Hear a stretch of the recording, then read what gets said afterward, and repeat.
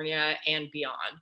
And we do this by utilizing litigation, engaging in policy advocacy, and educating attorneys and community members, like hopefully we'll be able to do a little bit of today, about our areas of expertise. And those areas of expertise span across several different intersecting and overlapping issue areas, which include addressing economic security, violence against women, and women's health. And one of our core areas of work is, and always has been since our inception, enforcing Title IX.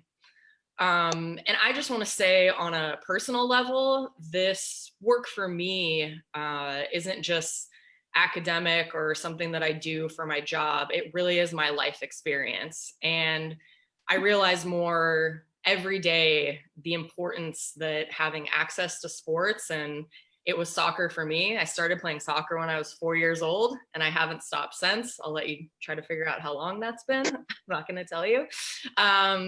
But I really have continued to realize with each passing day how important having this access was in my childhood and growing up, in my education, the school experiences I had, and my ability to excel in school, in my career, obviously, and my choice of career, and you know, in the continuing experiences that I get to have in my life. And I also recognize and have been reflecting on, especially with the work that we've recently done on this project, that not the access that I had to sports and the benefits that I got from sports are not necessarily equally available to every young girl.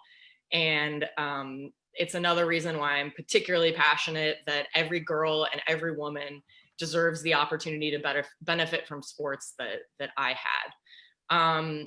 So with that, I just briefly want to go over Title IX, which is the reason that we're here today. Probably most of you that are here today know what Title IX is. If you don't, Title IX is shorthand for the Title IX of the Education Amendments of 1972. And today we are celebrating its 48th birthday, so it's almost into its 50th. The law itself is, yay. The law itself is pretty simple. It prohibits sex discrimination in education. And normally I hate reading laws. I know attorneys often want to read laws to you in legalese. This one is short and to the point, and I think it's important to hear the words and what they mandate and what we're talking about today. The law itself says this: no person in the United States shall, on the basis of sex, be excluded from participation in, be denied the benefits of, or be subjected to discrimination under any education program or activity receiving federal financial assistance. So that's a broad law, and it has a wide reach. And my organization, CWLC, works in many of the different gender discrimination areas that Title IX covers, including advocating on for stronger policies to accommodate pregnant and parenting students, both in K through 12 schools and beyond, and helping to push back in the courts, which is something we're in the midst of right now, against harmful changes that are being made to regulations regarding sexual violence on school campuses. And then obviously there's what we're here for today. CWLC has a long history of setting precedent and fighting for equal opportunities and equal treatment and benefits for female athletes at all levels. We primarily work at the K through 12 level, so we're working in middle schools and high schools, but we also do work with youth. We work in parks and recreation departments as well to ensure that opportunities are given as early as possible to young girls. And obviously what the focus of this presentation is going to be today, we work at the collegiate level as well. And I just want to note that since Title IX was passed, progress certainly has been made. Around 10 times more girls are participating in sports at the youth level, high school level than were before Title IX was passed. So that's progress. But as Nancy will discuss, and some of the others on this call will discuss their experiences, there's still a lot of work to do. And it's serious work, and it's work that after 48 years, it's enough, and we need to make sure that this work is done and that this is taken seriously. So very briefly, I just want to run through so we're all on the same page. I think we probably all are, but we're all on the same page about how important access to sports is, because there are really measurable statistical, sorry, someone's car alarm is going on. There we go, going off outside. Benefits to having access to sports. And just three brief areas that I want to touch on, which are first, health benefits. So obviously there's physical benefits to playing sports. We all know that if we've played sports. You're running around, you feel better. There are lower rates of obesity for young girls that play sports. Also, maybe something you didn't know about, there's actually lower rates of breast cancer associated with playing sports as a young girl. Then there's also mental health benefits. And for me, this is what I think of when I look back at my life and maybe the most significant role that sports have played in it. Playing sports boosts confidence, self-esteem. There are lower rates, studies show that there are lower rates of depression for girls who play sports at a young age. So really important, not only just the physical health benefits, but the mental health benefits as well. And then there are educational benefits to playing sports for young girls and girls in high school that continue on into college as well. So girls who play sports are 20% more likely to graduate from high school than their non-sport playing counterparts. They have higher GPAs, and importantly, they have higher opinions of what their abilities are and what they're able to do. A recent survey found that girls who are involved in sports were 14% more likely to believe that they were smart enough to pursue their dream career, which is just amazing to me. I love that. And 13% more likely to be considering a career in math or science than their non-sport playing counterparts. So some connection there to getting more girls access into STEM. And then there are the actual economic benefits that come to girls from playing, from their getting access to sports. And I think for me, this is something I didn't know about before I started this work. And I think something that often gets overlooked, but is so important, and particularly important, I think, from the perspective of myself and my role at my organization, because we know that there are already so many barriers in the way for women's financial success. They have to deal with the gender wage gap their entire life. They're overrepresented in low wage jobs, and they're overrepresented even in this pandemic as essential workers. They don't have adequate access to paid parental leave and adequate needed parental leave to take time off. And they face other forms of workplace discrimination, workplace harassment, domestic violence that can affect their economic stability throughout their life. So this is why this stat, if you're gonna listen to any of the ones I just rattled off, this stat I think is the most important. Girls who play sports make 8% higher wages later on in life as compared to their non-sport playing counterparts.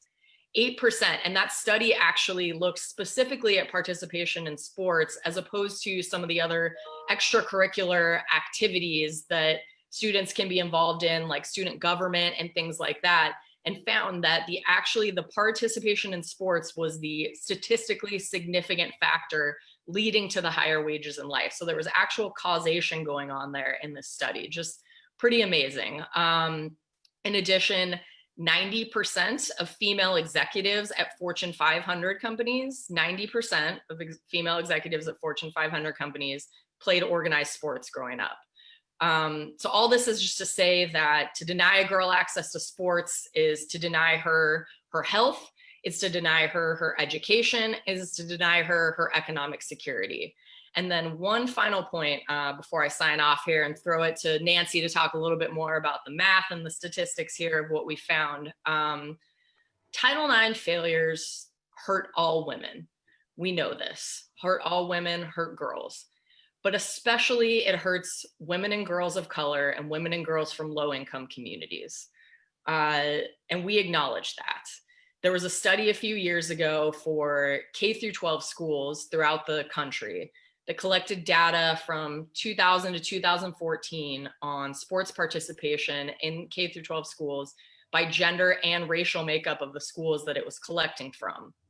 And this study found that in schools where less than 10% of the student body was white, so 90% or more of the student body was non-white, those schools had nearly three times of a larger disparity in girls participating than boys. So 3 times more discrimination than schools where the opposite was true, where 90% or more of the student body was white. 3 times more just from the racial makeup of the school. So all this is to say that racial inequities are serious. We take them seriously. They are real. They are not to be ignored in this conversation, and they are not to be ignored when we're thinking about how we truly want to achieve equality under Title IX, which is what Title IX is for. And then Nancy will talk about this a little bit more, but just as a preview, the data that we use to make our calculations for the collegiate inequities in gender do not actually include in their reporting the racial information, which is a problem in itself and something that we all need to think about moving forward when we're having the conversation about how schools should be addressing inequities in sports at their school and the responsibility that they need to take. Title IX was passed 48 years ago, almost 50 years ago. Strides have been made, but this law means nothing if schools are not following it, and particularly if schools refuse to acknowledge their role in perpetuating this continuing discrimination against their female students. So with this shared background of hopefully now we're all on the same page, we probably were before, but we're all on the same page of how important this issue is, not only for college students, which is what we're talking about today, but for their daughters, for their little sisters, for the little girls all around that deserve to grow up knowing that they have just as much value as the boy playing on the field next to them, and that their school, their high school, and their college will value them and think that they are worth just as much as the boy playing next to them. So with that said, and a little background on some of the statistics, I'm going to throw it to Nancy to talk about our study here. Thank you. Thank you, Amy. That was great. I think we got a good picture of why it's so important that we do provide gender equity. What we found in our study was just how ubiquitous that intentional sex discrimination is across the entire field of intercollegiate athletics, whether it is at the Division I, Division II, Division III, the NAIA, junior colleges, that in all areas, in all around the country, at all different places around the country, there's no way for an individual woman to be able to escape this discrimination. It was really shocking to us when we actually did these numbers. About 18 years ago, Congress passed a law that requires schools to provide information to this website. It's called the Equity in Athletics Disclosure Act, and it gives information as to how many sports the school offers, how many students are on it, what's the makeup of the school, what are the resources that are given, what are the scholarship dollars split between men and women, what is the recruiting dollar split between men and women. And there's a ton of information in there. It's not very user-friendly. Your average family, your average school, frankly, your average Title IX administrator cannot look at this data and know whether or not their school is in compliance or not. So what we did was we took all the data from there, we downloaded it, and we have hopefully made this accessible to all of you. The first thing I want to talk about is just some of the glitchy stuff that you don't need to remember, but it's kind of important. There are 3 ways for schools to comply with Title IX. In other words, for them to say that they're providing girls with enough sports opportunities, okay? The first is if their student body ratio and their student athlete ratio are roughly the same. In other words, the gap is not big enough that they could add another sport, then you're good. Then schools don't need to add any more sports for women, as long as they're giving women and men sort of the same proportional opportunities. This means that if a school's providing 1 out of every 10 men an opportunity to participate, they're giving 1 out of every 10 women an opportunity to participate, okay? So that's way number one. Number two is if they can say, we're not there yet. We can't show that we're a proportionality, but we have a history of continuous improvement. Because this database now goes on for 16 years, we took a look at a lot of schools, frankly, not all of them, but a lot of them, on whether or not they were adding sports for women, whether or not that column of numbers, was it going up steadily, or did they have a gap of 4 or 5 years where they were not adding sports for women? We did not find schools that complied with prong 2, the second way to be able to comply. The third way to comply is for school to say, we don't have a history, we're not a proportionality, but we don't have any unmet demand. We don't have any students who are interested and able to play sports that are knocking at our door, okay? So, and I think that when that part of the law was written, that the people that wrote it really thought girls were not interested in playing sports. And at higher education, it's only between 2 and 4% of the student body is given a sports experience. So these are rare, rationed opportunities. These are not, this isn't like whoever comes gets to participate. So in our data, we we show like what the percentage of the student body is given a sports experience. But it is really low. The difference between high school and college is dramatic. There's about half of the high school sports half of all students in high school are participating in some kind of sport associated with their school.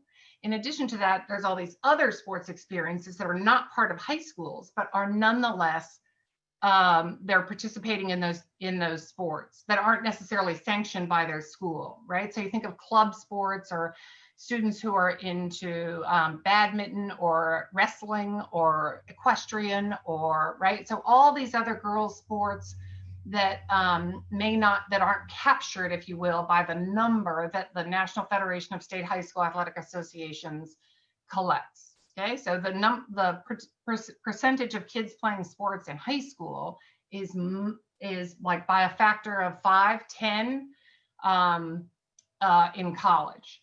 So that's a long way of saying that most schools cannot comply with prong 3, in that they have lots of students who are interested and able to be able to participate in sports. So we used the percentage of the students who were participating in sports as a proxy for. We said as soon as they get over, say, 30-40% of their student body, okay, then that's compliance there. So we looked at all those, and what we found is that 90% of schools were not in compliance.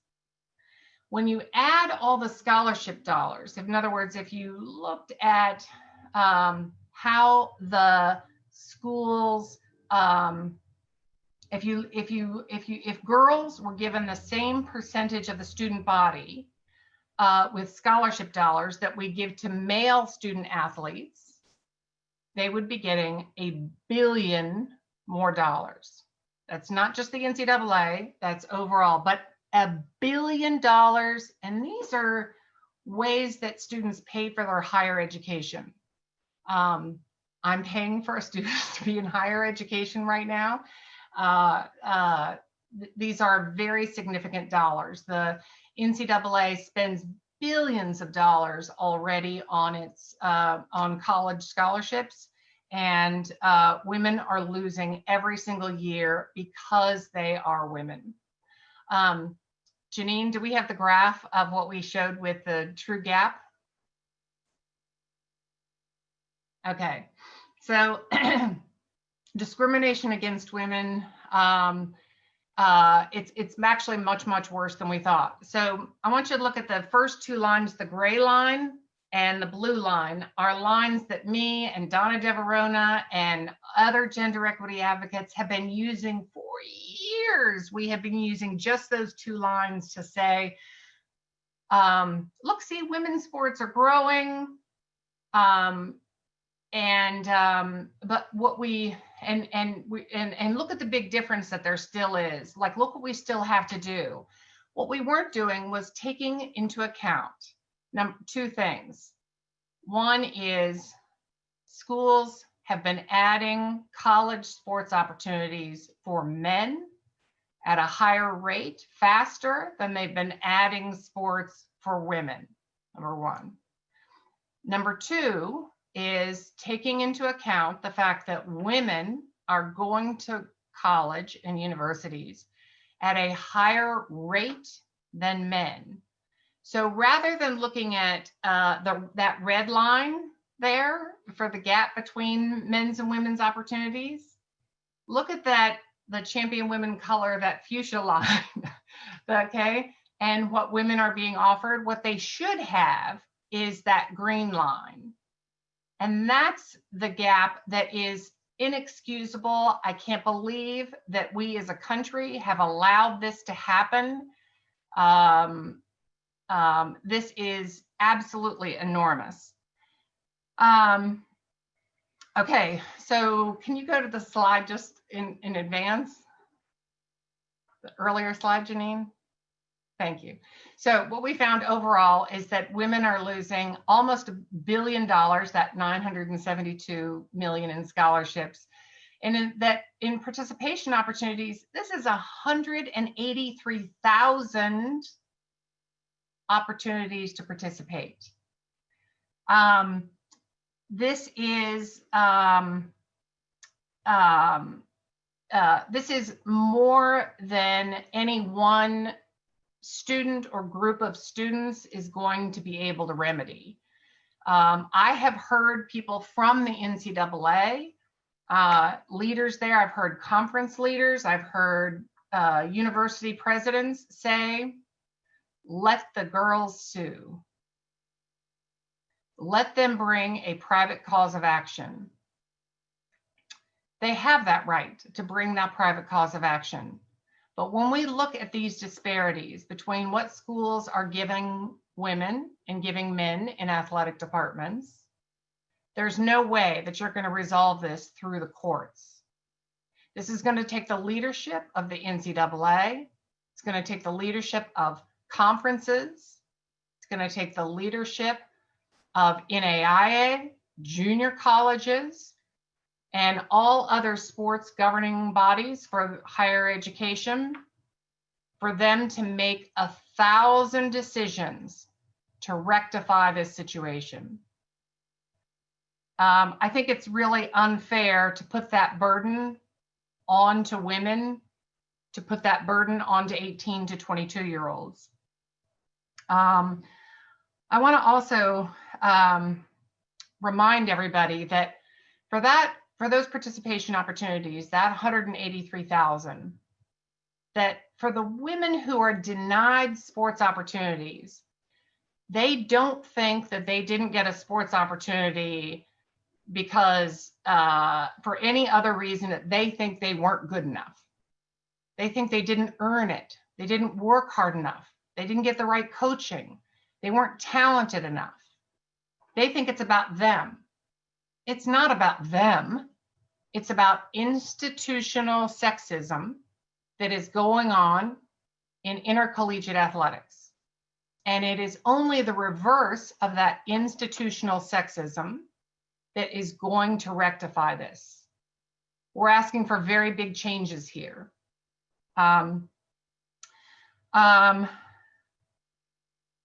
Lastly, I just want to say that in the past, Title IX advocates have faced this issue of divide and conquer, meaning to have one group of athletes say, no, no, we can't have gender equity. No, no, we can't have racial equity. No, no, we can't have more opportunity, right? To pit groups against each other.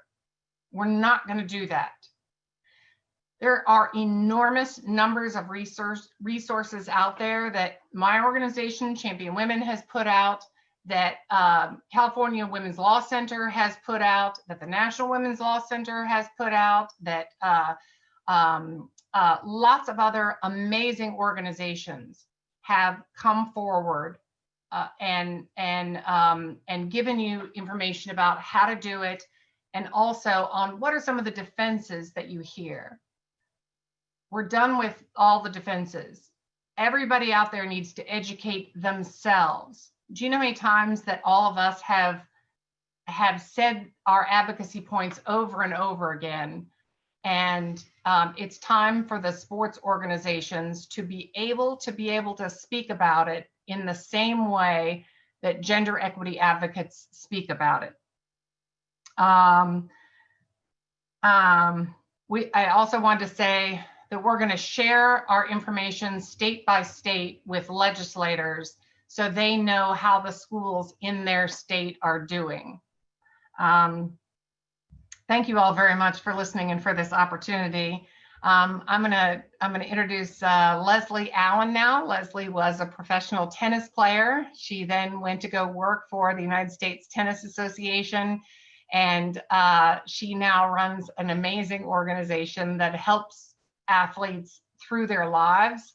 But she has a great experience of what we used to require women to do when it came to gender equity in sports. So with that, Leslie, let me make sure that I'm no, I just unmuted myself. Good. Ladies, thank you so much for being here. This is such an important issue, and I'm honored really to be a part of it. And I have to say that I grew up at a time when I would watch the Olympics and dream about participating in some sport, because in my high school, there was no sport for women. And I was one of the best athletes around. I had been lucky enough to be exposed to tennis as a kid, so I knew how to play. So I decided, all right, I'm going to play on my high school tennis team, which was a boys' team. And they told me you could not do it, nor could you represent the school in their state championships. And unlike you guys, I was not a champion as a young person.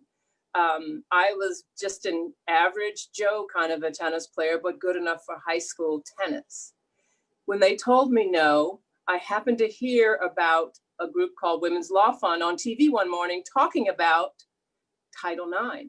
And I ran to my family and I said, there's a thing called Title IX. We have to do something. So the short version is we had to sue the Ohio Athletic Association in order for me to play. And in the middle of the tournament, they stopped it and entered me. That's a whole nother situation, a whole nother story. But the bottom line, I was a young person. There was an opportunity available, but because they were not enforcing the rule of Title IX, I was not getting the opportunity. And what Title IX gave me was the opportunity to train and play and become a champion. I wasn't a champion trying to play. I was virtually a novice trying to see how good I could be. And my dream went from, oh, I'm going to play on the high school team because you told me I couldn't, to I want to see if I can become good enough to play on a college team. And listen to this resume. I played #1 for Carnegie Mellon University. I also played #1 singles for Fashion Institute of Technology, another hotbed of athletics. And then I was a walk-on at USC and played at the bottom of the ladder. But because Title IX, again, gave me that opportunity through academic and athletic money, I was able to train against the best and then eventually move out onto the tour and be one of the absolute best players in the world. But none of that would have happened had it not been for Title IX. So there and the lessons that I learned in tennis, as Amy was saying, it's just incredible. Any kind of situation you face in life, you have faced it in your competitive life. So you're not freaking out when things happen, because there have been some, probably in all of our lives, some incredible things that have happened. And you just take a moment and kick into that competitive mindset, and we're going to figure it out. And so you're better prepared for your life. And Nancy mentioned the work that I do now with Win for Life Pro. What I was noticing is that, yes, athletes are getting the ability to play, but some of them were so singularly focusing just on their sport and not developing their life skills, because everybody's not going to be lucky enough to be a professional athlete, right? You're going to have to do something after your sporting days are over, and you need to develop your life skills so you can use the lessons that you learn through sport in your next phase of life. So that's my passion. That's how I give back through Win for Life training. But the important thing to know is, like you say, playing collegiately is an honor, is a luxury, is a high ticket item. And if more opportunities were available to women, meaning if we were compliant, there would be a lot of Leslie Allens trying to build themselves and become champions, even at the collegiate level, that are missing out. And particularly for people of color, those statistics about earning more money, being more healthy, I mean, health concerns, as we've seen through COVID, impacts the African-American community. So to think that there's a whole, well, it's 48 years old, right? Title IX. There's a whole generation of young people, young women, African-American or people of color, that are maybe missing the chance to learn those life lessons, to be healthier, to make more money, because people of color, we make less than anybody else, and people of color that are women make the least of anybody. So you're denying me that opportunity to really earn a better living because you're not compliant with Title IX. So it's not about the sport. It's not about the ball. It's not about swimming in the lane, how fast, or whatever the term would be for your particular sport. It's about the individual. And when you don't give women their full opportunity, you are stifling a generation. And at 48 years old, so much more should happen. And it's kind of the same way when I work with my athletes. I really don't care how many baskets you can make. I really don't care how hard your serve is, because once you get out of school, nobody's really talking about that. They want to know, what kind of character do you have? Can you present yourself in a positive way? Can you communicate? Can you work with people? Because once you stop playing, whatever the sport is, you realize it's not all about you, you know? So with Title IX, it just gives women so many opportunities to learn and excel. And I was ostracized when I sued my high school. I was, but you have to be willing. And it's unfortunate, because why would we want these young people to have to go through this some 48 years later? It just shouldn't be. And there's no like, oh, we're doing our best. No, you're not doing your best. Or, oh, well, they don't really want to do it.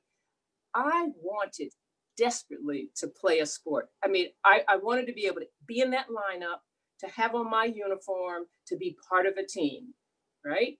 And if they had that at my school, I would have played every sport but tennis, because my mother played tennis, and who wants to do what your parents do, right? So I just implore everybody to sort of wake up. You know, yes, is it better?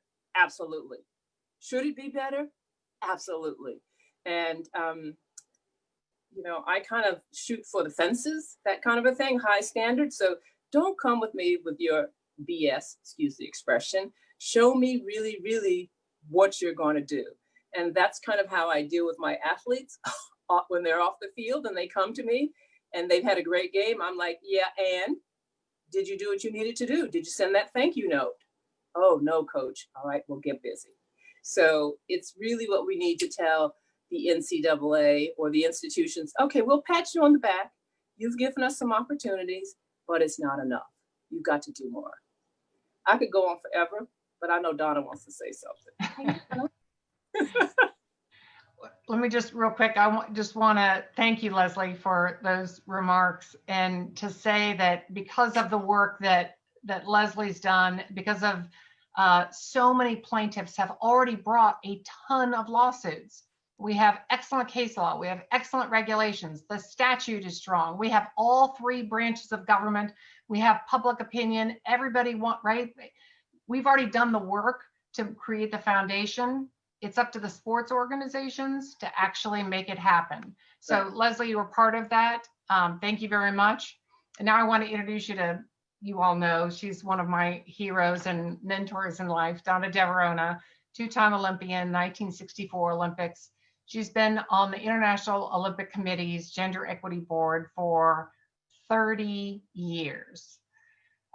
She's just done amazing work, and thanks for being here. And take it away, Donna. Well, thank you all, Nancy and Amy and Leslie. I mean, you've really painted the whole picture and provided the foundation. You know, I'm way before. My Olympics were over by the time I was 17, and there was no Title IX, there was no high school sport, there was no hope of getting a scholarship to go to college. My era was amateur sports. So the minute you accepted a role where the amateur athletic leaders thought you made money off of your fame, you would be contaminated. You could never make a choice to go back to what you loved. So at 17, I retired. It's been an incredible journey. And Nancy and I played Nancy's played a huge role in that. And she's the perfect example of an athlete that used her platform to give back. Not all athletes do that, because so often athletes are so focused on that moment themselves and they don't see outside of it. And Nancy joined the Women's Sports Foundation, went and gave back as a president, and then went back and got her law degree and has done incredible things. And that's what we need. Title IX happened in 1972, but we had to defend it consistently.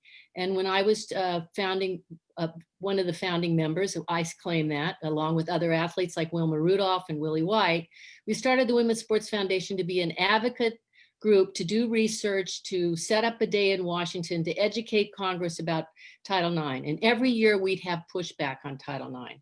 And of course, we had that Supreme Court case that directed Congress to go back under the Civil Rights Restoration Act and address how to apply Title IX.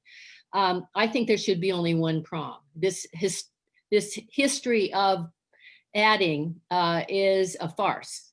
We were supposed to all be compliant by 1978. So people have been gaming the system, and it's time they don't game it anymore. But the only way we're going to get through this is to join this sweeping campaign, which happened in the 60s and 70s with the civil rights era and the feminist era.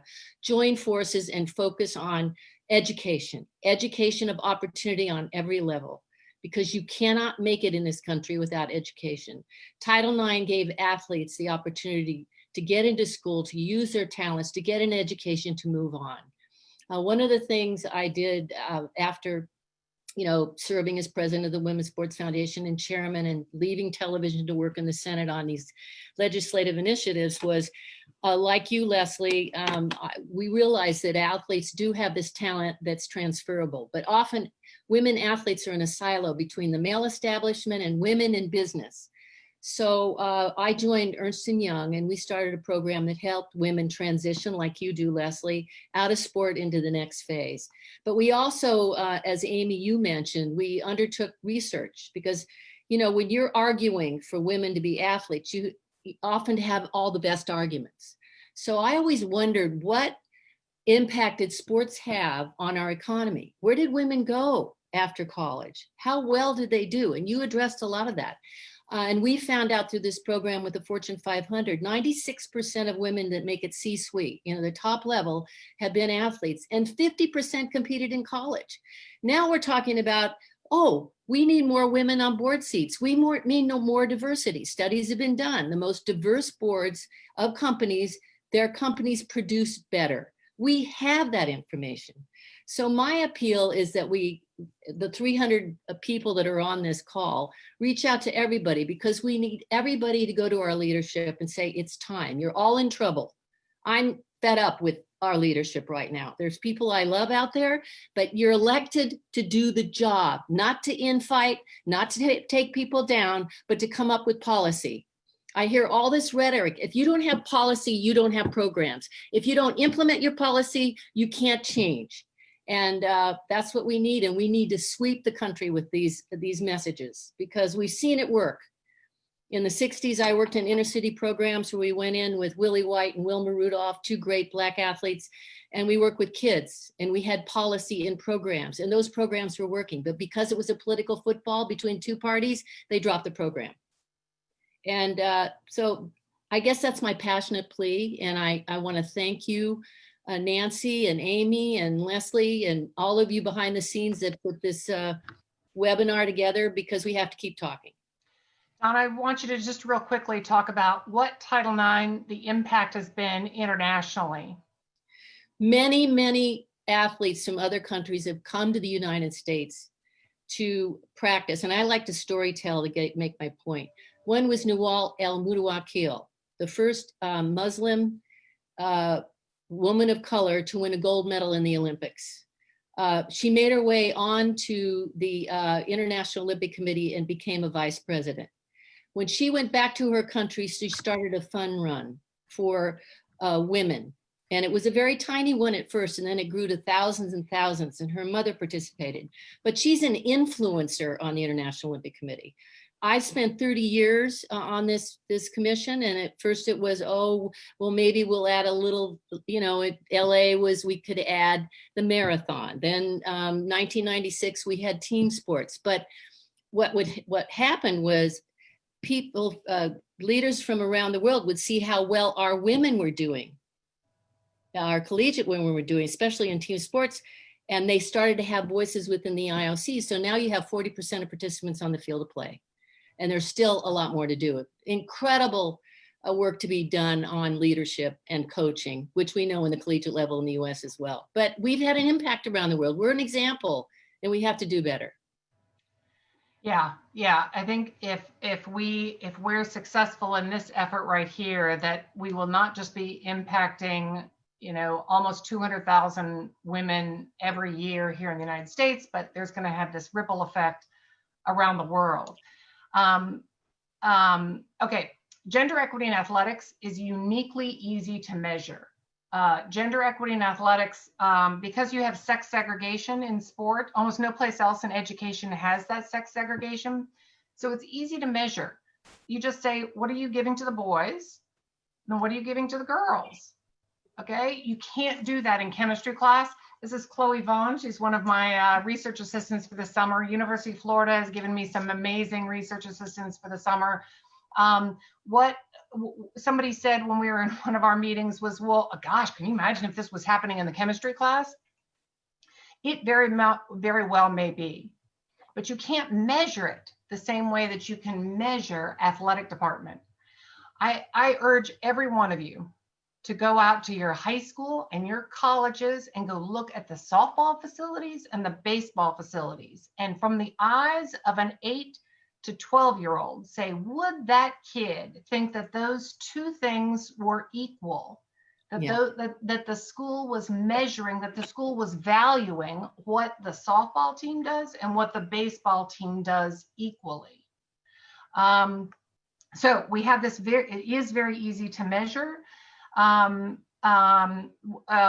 have now written letters that have gone to all the conferences. We've gotten some letters back. Janine, if you can show the letter that we got back from Larry Scott from the Pac-12. Basically, Larry Scott says, thank you for your letter and your advocacy. And he says, we're proud of our accomplishments on the Pac-12 conferences since the passage of Title IX. Then he goes on to say how many women were in the Olympics and how they're getting them on television and how successful it is that they've been. But here's the data. Janine, can you show how the Pac-12 is doing? Thank you. Okay, these are the individual schools of how the Pac-12 is doing, and essentially what we gave him this this document, this chart right here, to show that there is no school in the Pac-12 that is meeting both participation and recruiting in treatment of how it is that they, right, and scholarship dollars. There are none, particularly those scholarship dollars. Just in the Pac-12, this is just one conference. They need to add almost $19 million to their scholarship dollars. Again, those women don't usually think that they are being discriminated against because of their sex. Instead, they think they aren't good enough to earn a college scholarship at the Pac-12. And to me, that's one of the biggest tragedies right there. So our leaders are writing to us, like Larry Scott, and saying that they're perfectly okay with the way that it is. We're not. The California Women's Law Center is not. Donna and Leslie, I'm speaking for you to say that it is not. We cannot allow this to continue on.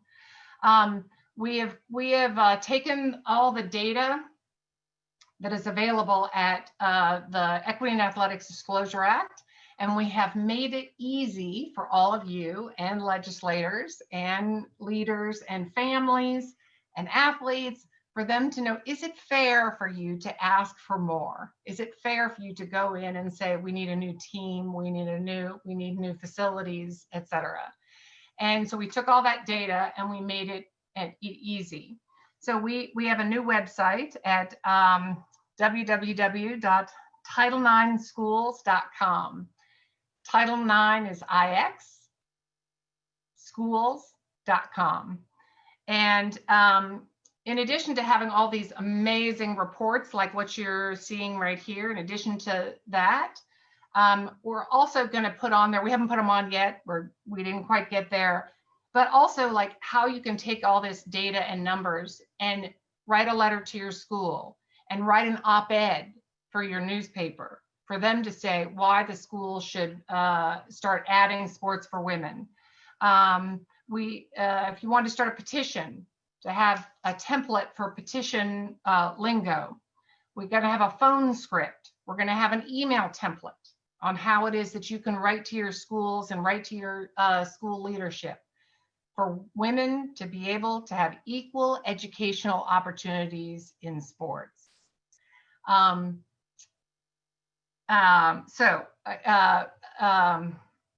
can we show that yet?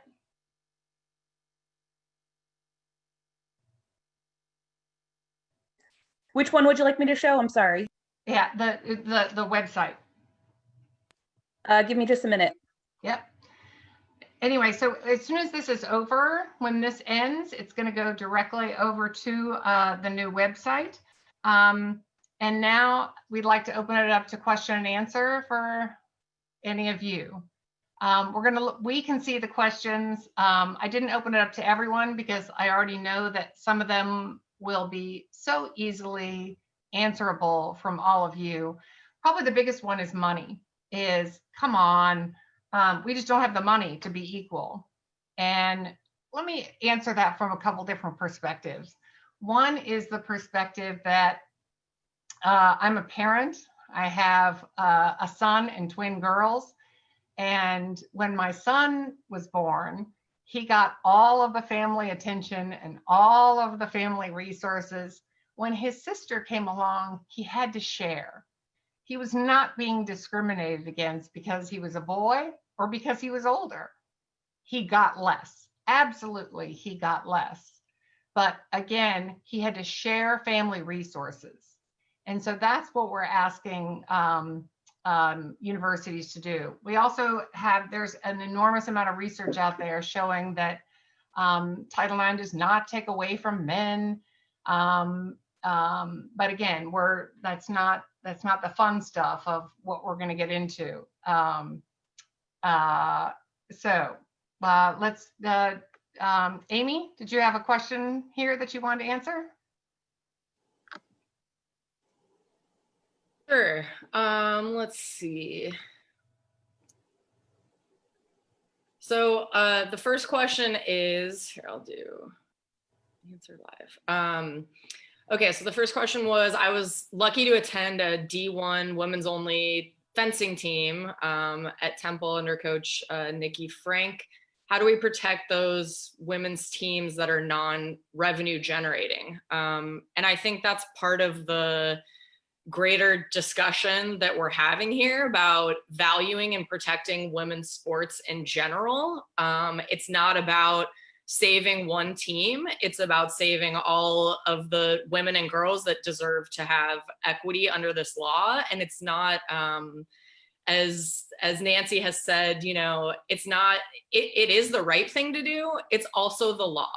And this law has literally been continually broken by schools with very little retribution. And actually, I'll fold in another question that we got about someone saying, is there potential for some sort of impact or group legal action to say 90% of schools and of colleges in this country are breaking the law by not complying with Title IX? Shouldn't they just have their federal funding withheld? That's what the federal government can do that. They have, as far as I am aware, they have never once done it or any type of Title IX complaint, including some of the other subject areas that I talked about earlier. So again, and going to Leslie's point, putting public pressure on your, and Donna's point, like on your elected representatives that can do something about this, getting involved in this public campaign that we are creating to increase involvement and make sure that people know that this is going on and that 90% of colleges are breaking the law when it comes to Title IX, and just as many are doing that in the K through 12 space. We always say at my organization with some of my colleagues in the K through 12 space, I think we could basically pick, you know, close our eyes and throw something at the wall and pick a high school, and we'd be able to bring a Title IX lawsuit against them. Now, normally when that happens, and as Nancy talked about, this individual approach, the divide and conquer, is not going to work in the long term because it's putting a Band-Aid on this and it's putting a Band-Aid on that, but it's not fixing this underlying root problem, which is that schools are very happy to continue on with impunity and not being punished for violating the law. And they'll continue to do that, just like the letter we got, just like a couple other letters that we've got, who have said, thanks so much for your advocacy. We're so proud of you for bringing, you know, for doing this and for bringing these issues forward. But we're not going to do anything about it. Sorry. And they won't do anything about it until we all really make noise. And we're seeing right now in the world that we're living in right now, and the movement that we're living in right now, that noise makes a difference. So my advice to everyone that's on this would be, make noise about this. Talk, you know, tell people, your teammates that you grew up with, tell them about it. Share the things on social media that we're about to share, that people know about this. And yes, I absolutely agree that a collective joint impact effort is the only way that we're really going to address this, because it's been 50 years and 90% of colleges are still breaking the law when it comes to Title IX. Yeah, I agree. Right now we've got the Black Lives Matter movement. We've got name, image, and likeness issues going on. The Supreme Court held that gambling is now going to be illegal, and schools are going to be needing to dealing with the issue of gambling. There are a number of things going on, and it is a tumultuous time as schools figure out how they're going to redo all these issues. Gender equity has got to be 100% in the mix, not a side issue. Right. It has to be in the mix. We demand the same educational opportunities that schools are providing boys and men. Nancy, I couldn't. Oh, go ahead, Leslie. I couldn't agree with you more. And because there's been a lot of news about the Black Lives movement, the Black Lives Matter, and some people have said to me, oh, I didn't realize it was that bad for you. I hope things get better. And so that's kind of like a Larry Scott response. Oh, you know, I didn't, you know, we don't hope things get better. We want actionable things to make it get better. And at the collegiate level, obviously it's difficult for the current athletes that are competing for their school right now to do things. But there's a wave of alums that have that capacity to reach back to their school, because some of them probably were not even aware of the disparity and how it is growing. And, you know, Twitter is a wonderful thing because they will track you down, they will put you on blast. And, you know, you have great data to support it. It's not a question, you know, it's not, well, they really weren't racist. Okay, that's maybe a question, but you have statistical data, black and white, they're not complying with the law. And I encourage everybody, as Donna has said, as Amy has said, and you have said, that let's make some noise and get this problem solved, because there's too many benefits that we get from participation in sport to let it just go by. It's part of somebody's education. Sure. The least important thing that I got out of my swimming career were those 3 Olympic gold medals. The most important thing is who it made me on my way to accomplishing something that was sort of bigger than what I thought I was capable of. Amy?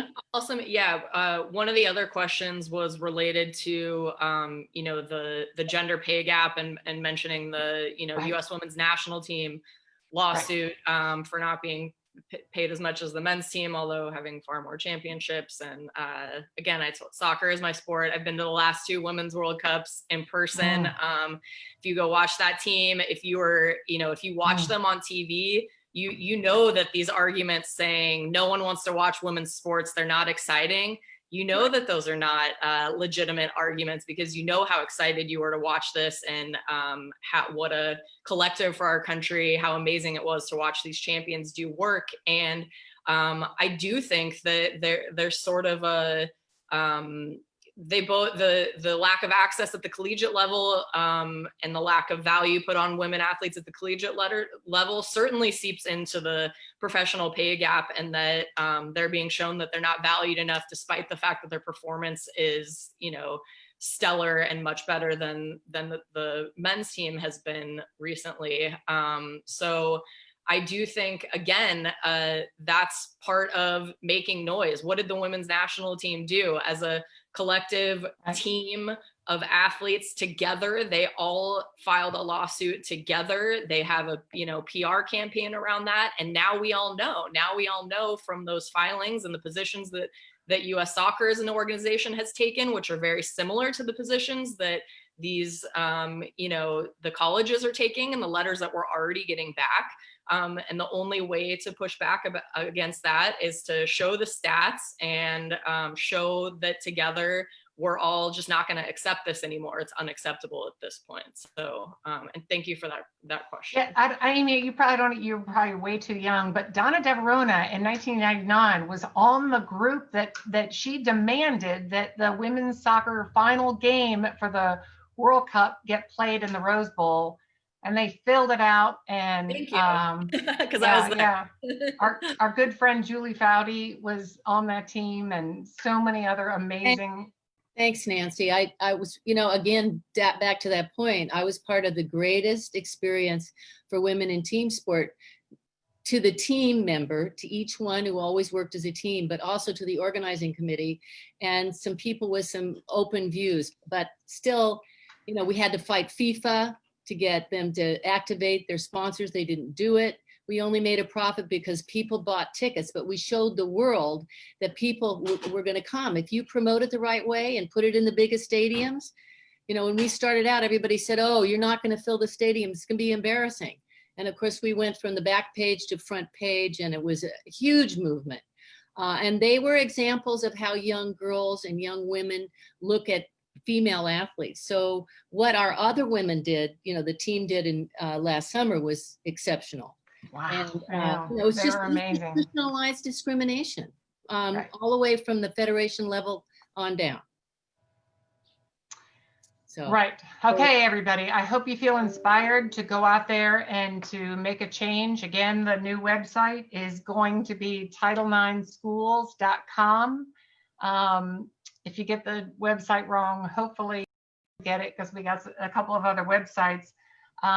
But we wanted to make this data that has been available for the last 16 years accessible, so that you don't need a law degree to be able to figure out whether or not it makes sense. The numbers are horrible. women and girls are facing intentional sex discrimination in intercollegiate athletics. We need to stop it, and we can only do it by demanding big change. Thank you all very much for listening to all of us. I'd like to thank the California Women's Law Center is phenomenal to work with. If you ever get an opportunity to work with them, please do. Donna DeVerona, longtime hero of mine, and Leslie Allen, if you haven't gotten a chance to read her article where she writes about some of the racist incidents that she's had as a professional athlete, it is a great read. So thank you all very much, and check out our website. Thank you. Thank you. Bye, everybody. Bye.